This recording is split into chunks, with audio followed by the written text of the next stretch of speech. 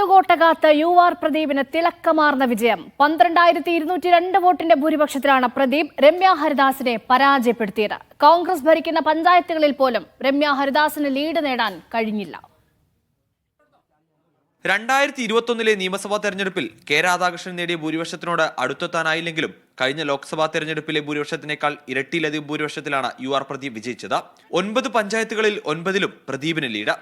ഇടതുപക്ഷ ജനാധിപത്യ മുന്നണിയുടെ സ്ഥാനാർത്ഥികളെ അല്ലെങ്കിൽ ജനപ്രതിനിധികളെ ചേർത്ത് പിടിച്ച ഒരു മണ്ഡലമാണ്. ജനപ്രതിനിധി ആയ സമയത്ത് ഞങ്ങൾ വളരെ കൃത്യമായി ജനങ്ങളോട് പറഞ്ഞ വാക്ക് പാലിക്കാൻ വേണ്ടിയുള്ള വലിയ ഇടപെടലും ശ്രദ്ധയും കാണിച്ചതിന്റെ ഒരു റിസൾട്ട് തന്നെയാണത്. കോൺഗ്രസ് ഭരിക്കുന്ന പഞ്ചായത്തുകളിൽ പോലും രമ്യ ഹരിദാസിന് മുന്നേറാനായില്ല. പോസ്റ്റൽ ബാലറ്റുകളിൽ തുടങ്ങിയ മുന്നേറ്റം അവസാന റൗണ്ട് വരെ പ്രദീപ് നിലനിർത്തി. 13 റൗണ്ടുകളിൽ ഒരു റൗണ്ടിൽ മാത്രമാണ് രമ്യ ഹരിദാസിന് മുൻപിലെത്താനായത്.